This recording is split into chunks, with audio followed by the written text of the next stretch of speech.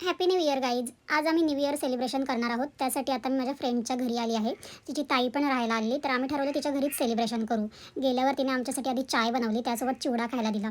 मग आम्ही काही सामान आणायचं होतं, तर खाली दुकानात गेलो. तिथून बिर्याणीसाठी वगैरे लागणारं सगळं सामान घेतलं आणि मग चिकन घ्यायचं होतं, तर चिकनचं दुकान बंद होतं. तर आम्ही खाली त्यांच्या ग्राउंडमध्येच थोडा वेळ टाइमपास केला. तोपर्यंत चिकनचं दुकान पण उघडलं. मग आम्ही त्यांच्याकडून बिर्याणीसाठी आणि चिकन फ्रायसाठी लागणारं चिकन घेतलं. येताना आम्ही कोल्ड कॉफी आणलेली. मग तिथून घरी आल्यावर सगळ्यांनी कोल्ड कॉफी प्यायली आणि मग बिर्याणीसाठी लागणारं चिकन मॅरिनेशन करून घेतलं. एकीकडे तिने चिकन फ्रायचंही मॅरिनेशन करून ठेवलं. त्यानंतर आम्ही थोडा वेळ आराम केला आणि पुन्हा मग जेवण बनवायची सुरुवात केली. सगळ्यात आधी मी बिर्याणीची ग्रेव्ही बनवून घेतली आणि एकीकडे तिनेही KFC स्टाईल चिकन फ्राय करायला घेतलं. तोपर्यंत बिर्याणी पण बनवून झालेली. चिकन चिली बाहेरूनच ऑर्डर केली.